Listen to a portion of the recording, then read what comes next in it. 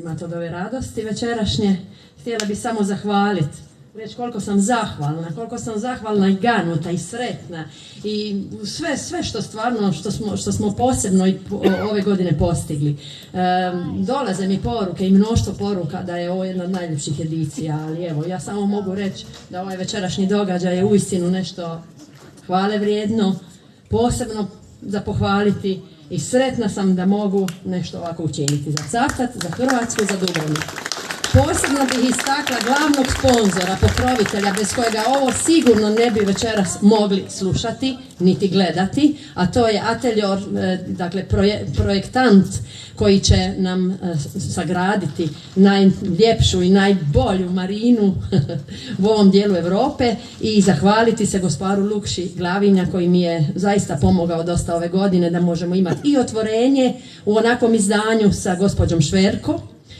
Također Zračna luka Dubrovnik koja je također učinila taj prvi događaj na Vili Banac dole i sad ću biti toliko dosadna i moram zaista nabrojati sve sponzore. Atelier, naravno, i Marina Rezorc Cavtat za otvorenje i za ovaj današnji spektakl. Također za sve večeri Cavtat, to je turistička zajednica općine Konavle. Ja bih molila ove glavne ljude koji reprezentiraju ova tijela da mi se pridruže ovdje ispred nas, tako da ih vidimo, da im možemo aplaudirati. Lukša, molila bih te dođi. Ana Radojević, dođi, molim te, da vas vidimo, da vam aplaudiramo, da vam zahvalimo, da vam rečem koliko sam sretna i koliko sam vam zahvalna. Hvala vam iz duše i srca. I samo par riječi što ste mi omogućili da ja ovo postignem, jer ja bez te podrške ne bih bila ovo u stanju. Cavtat ovo zaslužuje, Cavtat je najljepše mjesto na svijetu, za mene sigurno je. I will speak also in English. I'm calling the dearest sponsors who really helped to me to make it true, to realize this wonderful atmosphere, to invite such wonderful artists. Cavtat deserves this. Let me go ahead. Općina Konavle, ako je neko došao, molila bi ga ispred nas. Adriatic Luxury Hotels, koji su smjestili skoro sve umjetnike, skoro sve, govorim 99%. Zamislite da ovakvi umjetnici, je li nešto drugo zaslužuju. Tu je Turistička zajednica županije, tu je Ministarstvo kulture Republike Hrvatske, nadam se i u većem broju dogodine i da će neko prisustvovati. Tu je za zahvaliti HAZU, Hrvatskoj akademiji znanosti i umjetnosti, Vili Patjeri, Bio Konavle, Wine Bar Banac i Gospar Moralić, koji je također i smjestio neke umjetnike za koje nije bilo mjesta u hotelima. Naravno vina koja su nas krasila na večerima kad smo se malo i imbalunali.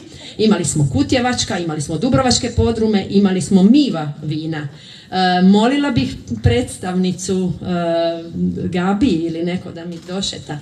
Također Ksenija Design, jedna od vrhunskih naših dizajnerica koja je dizajnirala sva moja oblačenja ovih večeri, iako nisam stizala, nešto sam i u autu oblačila vozeći se do ovdje. Također, ispričajte me, jako sam umorna ako nekog zaboravim. Mislim da se stalno ponavljam, bit će po medijima, bit će svugdje.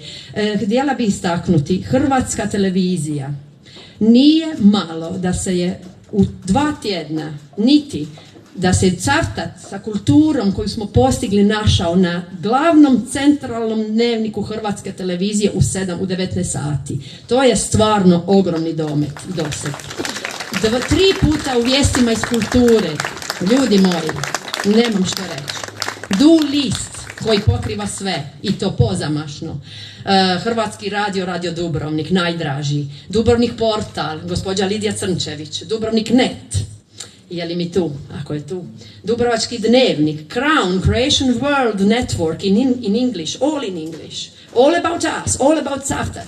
Dubrovnik Insider, Dubrovački vjesnik, restorani, Dalmacija, Leut, Konavoski dvori, pa ko može bez njih? My God. Now, Bohem isto tako i Konoba Kolona. A sad bi još pozvala one suradnike bez kojih ja ne bi bila ja. moja obitelj na stranu, moja divna mama, moj otac. Također, Valter koji je postavio sjajnu izložbu dole i autor je Marije Kalas, Dore Pejačević. Molim lijepo Valtere, hvala.